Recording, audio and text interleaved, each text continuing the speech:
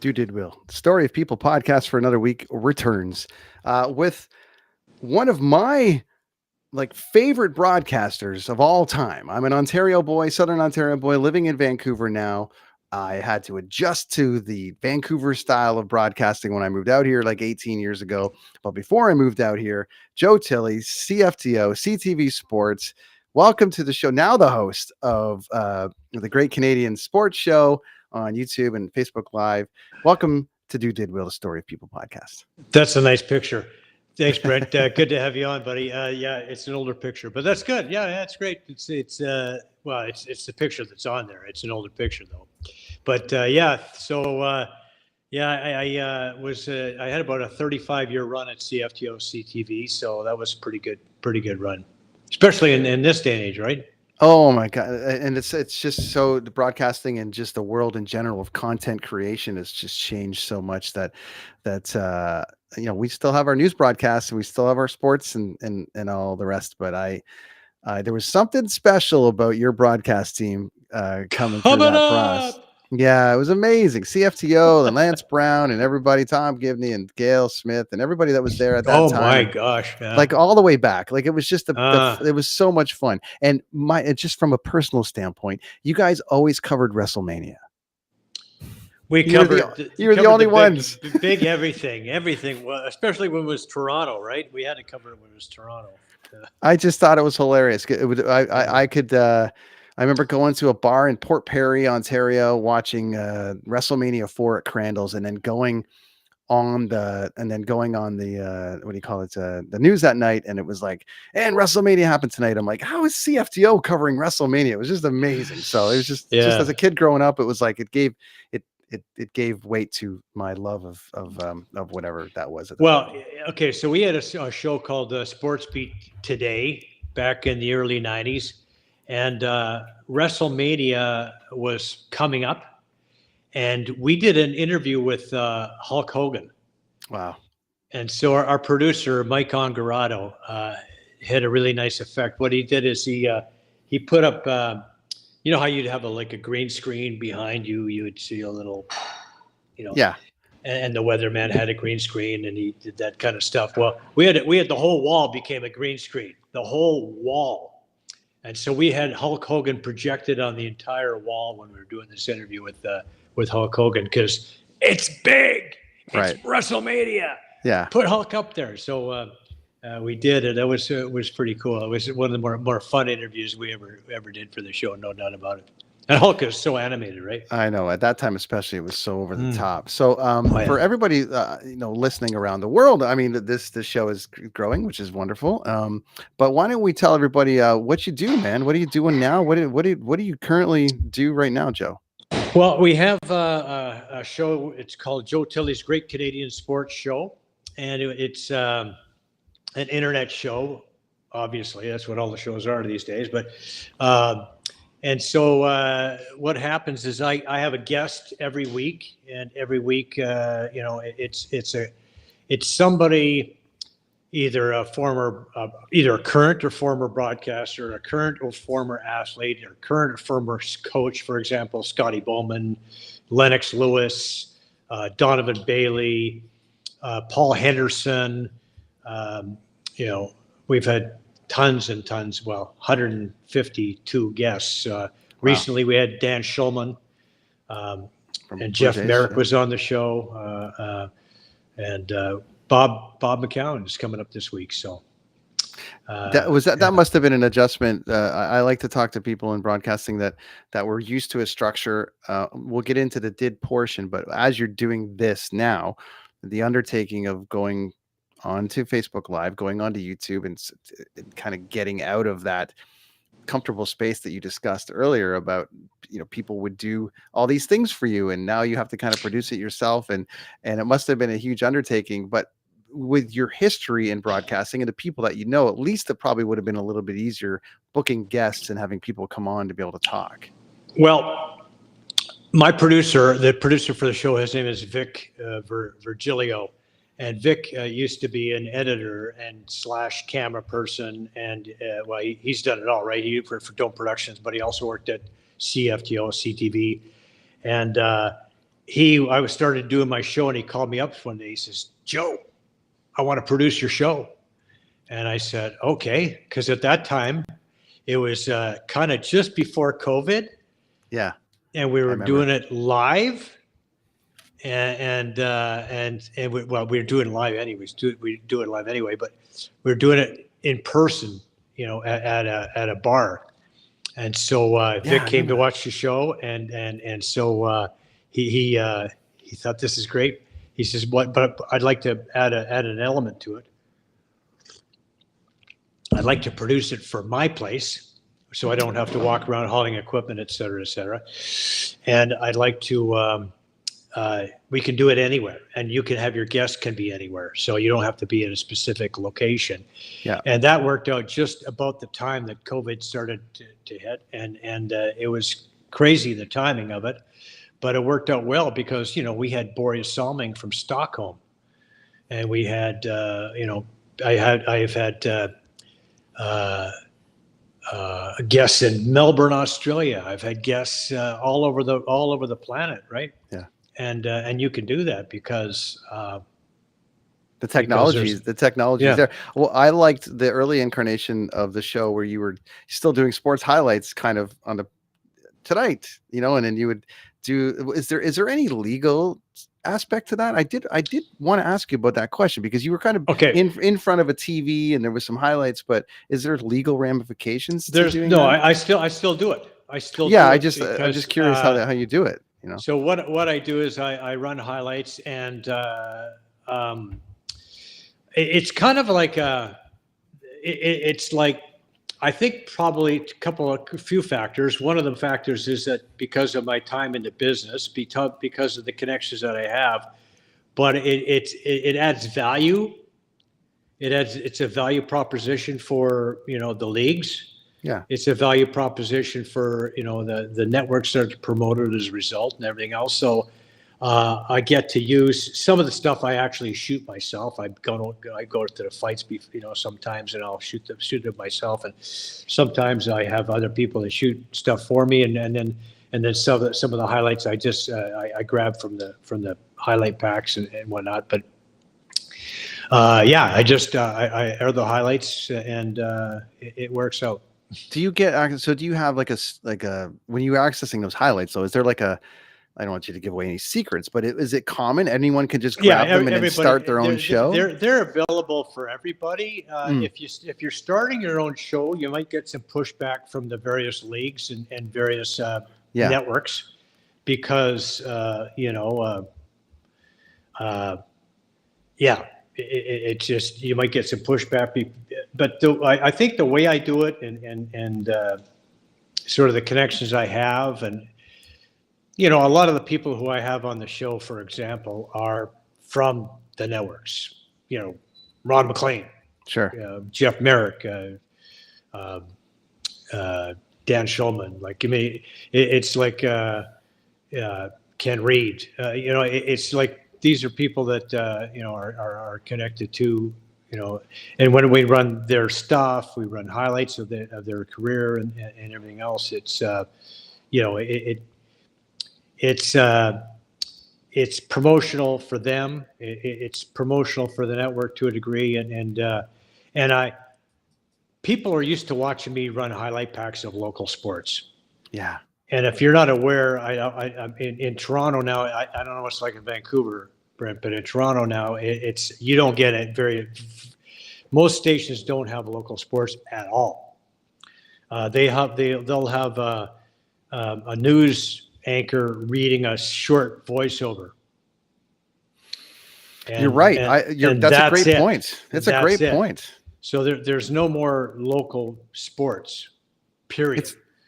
And so, I cover stuff that you would never see on the local television stations anymore. It's the stuff that I used to run when I was on local television, and when there was local sports on the various networks. That's the kind of stuff you would have seen, and that's what I run now. So that's an opportunity to see local sports, and I think that's great. Kind of the only opportunity to see it, really. I think it's great. Rob Fay does a little bit of that out here. Rob Fay was with the Vancouver Canadians, and then he started his own wrestling company, and then he did a bunch of things, and then I think he went on CKNW out here. I'm regionalizing it, so the listener at home is going to be like, what? But so in Vancouver, is Rob related to Brad? Good question. I don't think so. I think different spelling.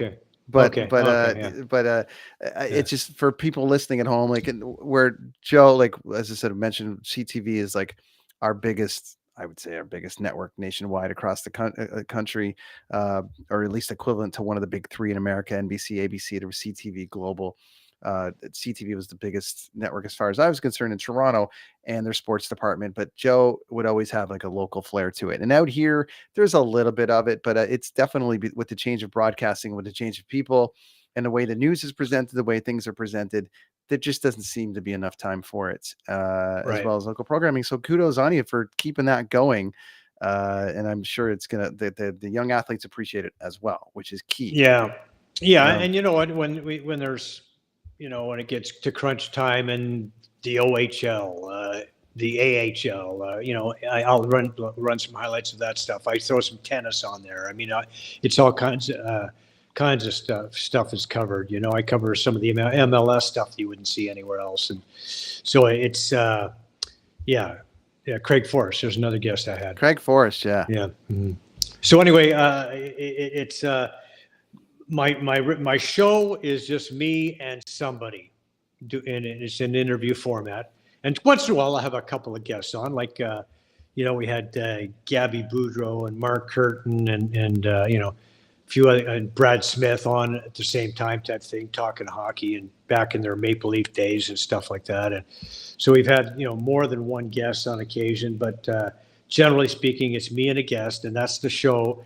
And then I run a highlight pack separately and post it separately every week. Enjoying it. Obviously, it's keeping you occupied and busy and all the rest of it. Is it making it worth your while? Or is it more passion project right now? Well, you know what? It's fun. I really like it. I like doing it, and it's a hoot for me to do these.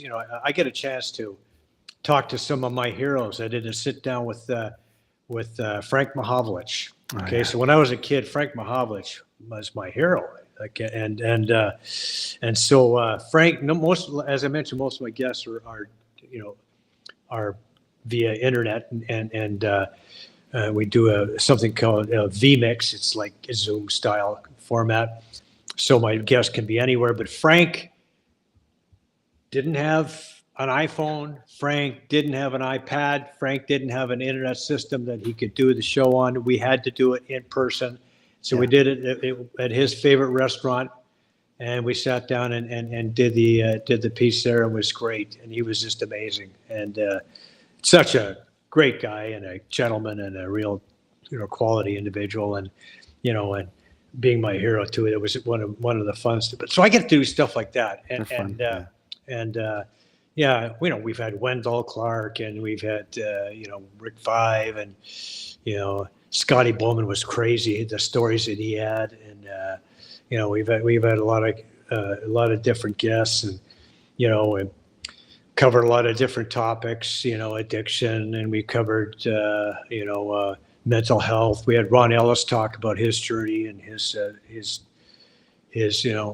struggles with mental health and how he got through some tough times, and so anyway, it's we try to we had Bernice Carnegie on talking about her dad's journey through the racist business of hockey back in the day, and so we try to cover some stuff with some depth to it, and but we also get a chance to meet the real people, right? Like, we talk about real life stuff, and we talk about, we meet some cool people, and I get that opportunity. So it's fun for me.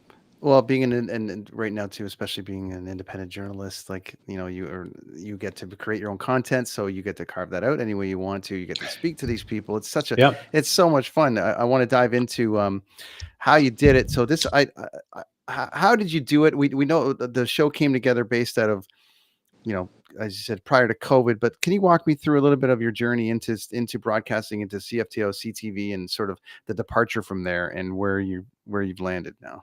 Well, so, I mean, you want to begin at the beginning, like what got me into broadcasting in the first place? In essence, sort of there was a driving factor, and then you end up at CTV. So I'd like to kind of hear about that journey, especially when you came in, because it would have been competitive too. So well, yeah. So when I first got into the business way back, and my first job in the business was 1982, and I was going to school at the University of Alberta, and I was taking drama. I was going to be an actor, and I was an amateur boxer for a period of time, and I actually considered a professional career at one time, but I decided that a lot of the fighters I knew got hurt, and it was a tough business, and it's a tough way to earn a living, and so I decided that when I started working, I was going to be an actor, right? And then when I was taking drama in school, and I was in plays, and I did some some ad lib stuff, and it was a lot of fun. But anyway, my last year at university, I started working for the campus radio station. I was a big sports fan always, and I started doing sportscasts on a regular basis, 2 or 3 times a week in the morning. And then I started working on some of the campus productions. We did some Golden Bears hockey, and I really enjoyed it. And I decided, you know what? I don't know, as an actor, I don't know where my next meal's coming from, really. I don't know how, there's not much, consistency in terms of stability. And I'd met my wife to be, and we were going to get married, and we wanted to settle in. And so I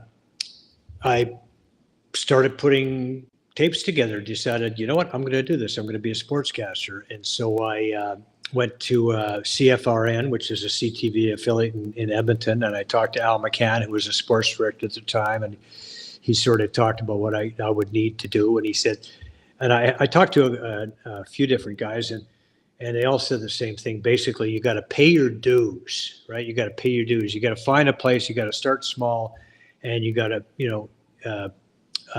get your experience and go from there. So here I am working at the campus radio station, paying my dues to a degree, and then I started sending tapes out. And just after I graduated, I ended up getting a job in Red Deer, Alberta. And it was a pretty cool job because I did radio news from 5 to 10, and then at 11:30 I did a sportscast on TV. Nice.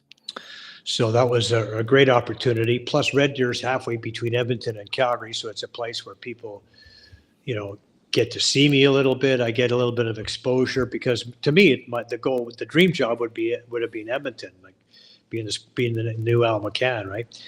And so I started working there and doing the sportscasts, and then an opening came up in Lethbridge for a sports director at CFCN Lethbridge. And so I applied for that job, and I got that job. And I'd been there for about, I don't know, 8 or 9 months.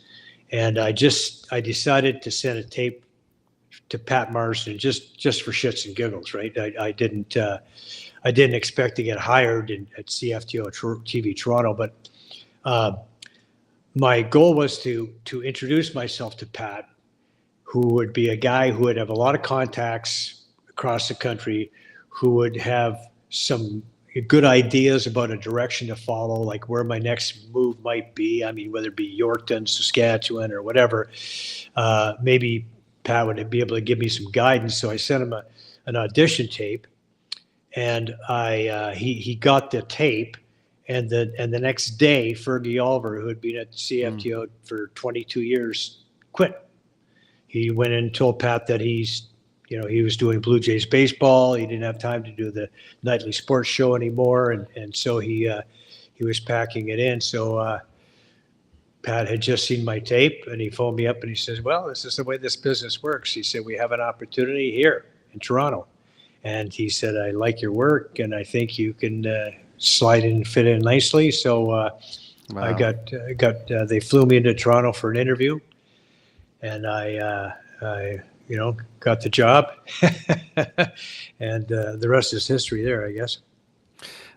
And you have such a common story as far as like the Red Deers and the Dawson Creeks, and almost everybody, like, Lachlan Cross in Edmonton, he's like, oh, I had to go here and I had to go there, and all the broadcasters that I know were all like had started that small station, which before I think City TV or CFTO or sorry, not City TV, CTV, CFTO, sort of bought up everything and the conglomerate happened.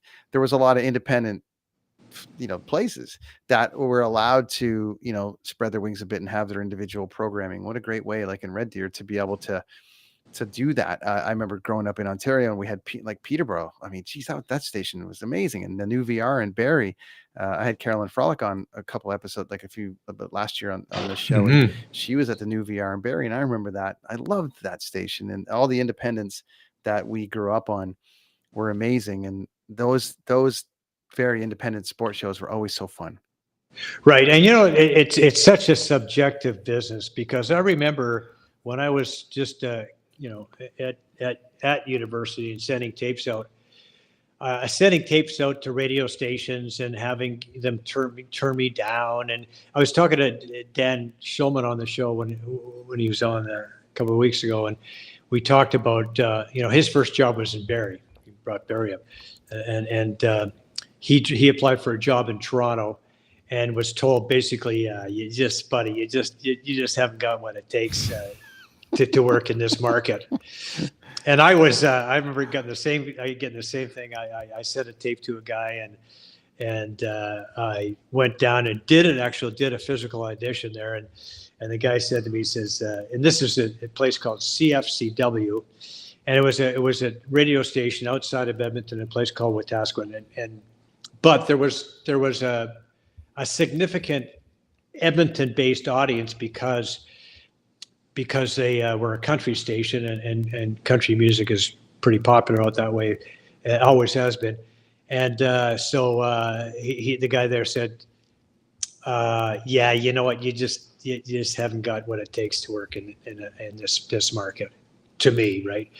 And a couple of years later, and then a couple of years after that, like Dan and I are both working in Toronto, and just after that, Dan's on ESPN, and Dan, right, and he was told by people don't know anything. I'm always a fan. Talent wins, and drive and motivation usually will get you there in some capacity. You'll end up in some place that you aimed to get to, and then you just got to decide whether whether you're going to kick that door down or whether you're just going to leave it slightly open. Right? But it's stick-to-itiveness too, right? It's like believe in yourself, believe you could do it, and don't listen to the critiques of people who don't know, but don't believe everything that you hear, because the truth is, if you just keep plugging away, that around that next corner, the opportunity is going to be there, and you just have to just keep plugging ahead, putting one foot in front of the other, and eventually, if you stay with it, you're going to succeed. But that's what the key is. You have to stick with it. You have to stay with it. You have to believe in yourself and know that you can do it, and trust that intuition that you have. And eventually you're going to get that opportunity. So many people have quit, just right before the miracle happened. You know what I mean? Just that around that next bend, around the next corner was going to be that opportunity that they were waiting for. And they just quit a second too early, right?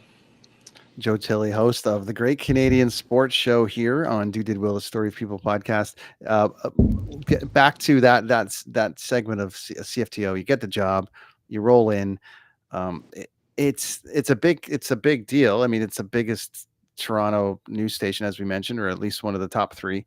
And we all have impressions of what news was like back then, like a newsroom was like back then. But do you think that the broadcasting, the kids coming through now that are on these on these networks, their hands are tied a bit as far as the creativity? Because you guys always seem to have a bit of, I feel like maybe you caught the end of the independent kind of phase into the beginning of the corporate phase, but then got out before it really dove into corporate and creativity was taken away from everybody. So are you seeing that right now in the broadcasting space? Well, it's become really, yeah. I guess it's become a real factory, right? So they've got, first of all, the money's not there. So they don't have there. So that's why you've got such a high turnover. Like anybody who's, if you look at all the big stations across the country, all the, the people that have been around for a while, they're all gone now because they've been replaced by people who are cheaper. And that's when you've got, corporations running the show, they're always looking at the bottom line, and they're always trying to keep shareholders happy, and they're trying to make sure their profits are maximized. And that's what their job is to maximize profits. Now, for many years, CFTO, CTV was the number one station in Canada. And the reason they were is because consistency. You knew who you were going to see on there. Mm-hmm. You knew that at 6 o'clock, it was going to be Tom Gibney and Gail Smith and Pat Marsden and Arthur Vail, and then Lance, and then at 11:30, you were going to see Ken Shaw, Christine Bentley, Joe Tilley, or Ken Shaw, Pauline Chan, Joe Tilley, and then Ken and Gerard Allman, and Bill Hutchison. Or you knew who you're going to see. Consistently, groups were together for 10, 15, 20 years. Dave Duvall and Ken and Chris and I think we're together for like maybe 20 years, or close to it. And so that consistency, people become familiar with seeing a certain group on TV and people that they feel comfortable with and like to watch. But yeah, and that's what, and that consistency was really, really important. People trying to keep, trying to keep up with CFTO, CTV, there would be the revolving door. They try this person, and they try that person, and they try that person, because they're looking for the right click, the right connection. But the connection was if you stick to it, and that's what City did. City became a real significant challenger to CFTO because they were consistent. They were Gord Martineau, right? Yep. They were Jim McKenney, and then Catherine Humphreys. They were, that group. You knew who you were going to see, and so that consistency that in the Toronto market, that's what you really need to have. That's what you really need to have, and that's why CTV National News with Lloyd Robertson for 50 years. Well, and you're right, and we all tune into our familiar people, and to your point about City TV, I mean, that was coming out of the 299 Queen West thing too, which was also such a great vibe. Speaker's Corner, you had much music there, you had everything. So even the news broadcast had that loose feel to it. So that was pretty cool. But everything back then had its thing, and that's what I loved about. And I don't want to stay on the porch and be like back when I grew up on TV, but everything had its thing. Global had Winterio. You guys had the broadcast. You had all the really great dramas afterwards. Just everything had its own thing. City TV played all the movies. So there was competition, but everyone knew where to go for everything. And now everyone's being sent everywhere for everything. And it's to your point, it's a little bit scattered. So you do this, and then I would say the biggest moment in Toronto sports history, and I know outside of all the Stanley Cups, but to me, when the Blue Jays first won the World Series in '92, that was like, what? They actually can win something. However, I still, I'll fight anybody on this one. This has to be the greatest moment in Toronto sports history. It has to be. Walk-off home run, 1993, Joe Carter. I mean, it still gives me chills. And today, not to timestamp it too much, but today is the anniversary of that giant hit. Do you remember? Were you at the 6 o'clock desk? Were you at the 11:30 desk? Were you at the game? Where were you when that moment happened? And it must have been one of the greatest moments of your sports broadcasting career. I was at the station, right? I was putting the show together, and it was leading the news. It was leading the everything, right? And when that happened, it was incredible. It's just like everybody lit up, and everybody in Well, I mean that the Jays were the only story in town for that period of time. For Absolutely. that 2-year period, they were the only story in town. And if you remember the crazy mob scene we had downtown, and it went on for hours, but it was all good stuff. You know what I mean? It was people just responding to an amazing event and having a good time, and it was really, really great. And I remember, coming out of the we were the year before that, my wife and I went to game 5, I think it was, against the Braves, and the Jays had a chance to wrap it up, and they didn't. But on our way in there, we stopped at some of the shops downtown, and there was people, they had T-shirts and they had all this stuff, and it was just, it was just crazy. It was bedlam everywhere. It was just so much fun. The buzz was everywhere. The buzz was everywhere. And then '93, the way that it ended with that, historic game-winning home run. Like when an event ends in dramatic fashion like that, I mean, in '92, it was the out. It was Carter throwing. Interestingly enough, was throwing to Mike Timlin covering, and then it was for the final out, and then in '93 it was Carter with the big home run. It's different circumstances, but clearly that '93 homer was a more dramatic ending.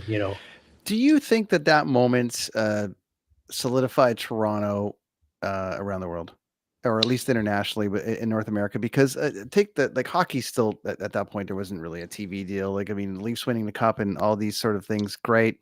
But every kind of city has its moment. And I've been in Vancouver since 2005, but even myself, prior to Expo, no one really knew much about Vancouver. Then the Olympics happened, and I think everyone, including the world, was like, "Oh, Vancouver." So to me, I felt like that moment when they won originally against the Braves, people were like, "Oh, there's a baseball team up there." That was the first thing. The second thing was like, "Oh, and they can win big giant games."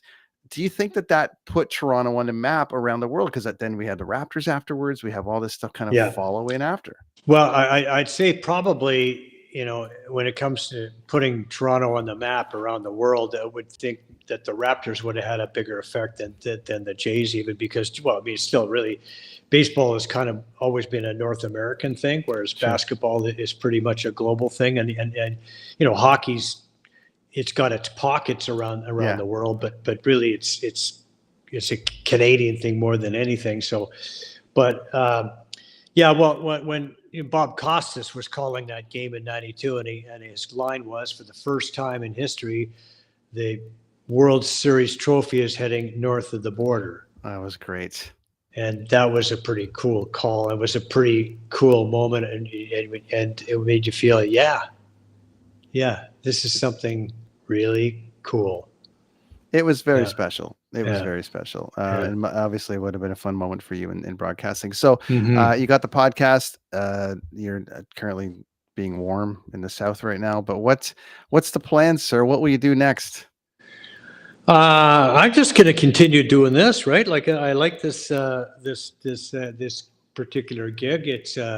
It's fun. I get to talk to people that I want to talk to, and I get to delve into issues that I like to get into, and it's just something I really enjoy doing. I've talked to my son about it, and we were just talking about it like a week ago, and he said, "What is it?" And I said, "You know what? I just like doing it. I just like doing it. So I'll keep doing it till I don't like doing it anymore." Right?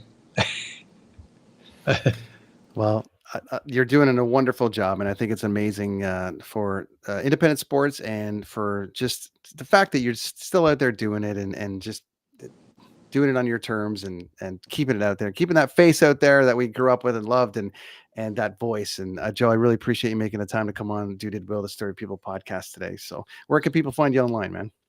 Well, it's the show is called Joe Tilley's Great Canadian Sports Show, and interestingly enough, we go on Facebook, and it's got a huge following on Facebook. We take snippets, and you can find little clips of it on,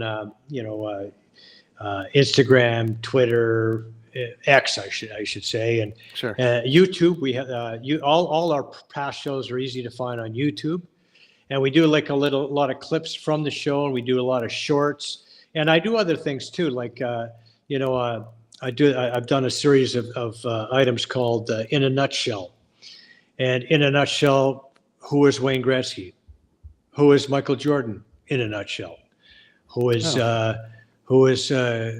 coming up? Who is Muhammad Ali? In a nutshell, and it's just there's a bunch of shorts on there anyway. Shorts from the show, clips we've taken from our guests that are, because rather than sit down and watch 45 minutes or whatever interview with the guest, you can find some like a 3 or 4 minute short where Larry Robinson talks about the hit that he delivered on Gary Dornhofer, which broke the boards at the in Philadelphia, so at the Philly Forum. So well, it's a blast, and I absolutely I think it's wonderful that you're doing it. It's funny for my watchers, my camera actually just died, so I switched over just at the last second and rescued it while I isolated you. So I am learning a little bit about this broadcasting thing. Yeah, it's good. Yeah. Joe, thanks. People find you online on Twitter and all the rest of it. Joe Tilley, and at Joe Swiss Tilley on Twitter, at Joe Swiss Tilley Instagram, Joe Tilley on Facebook, Joe Tilley's Great Canadian Sports Show on Facebook, and Joe Tilley's Great Canadian Sports Show on YouTube. So there you go. Wonderful stuff. Thanks again, Joe. That's Joe Tilley, everybody, host of the Great Canadian Sports Show, one of my favorite broadcasters of all time, and making time for this little show. I really appreciate it. It is Dude, the Story of People podcast on the Crier Media for another week. We'll see you next week.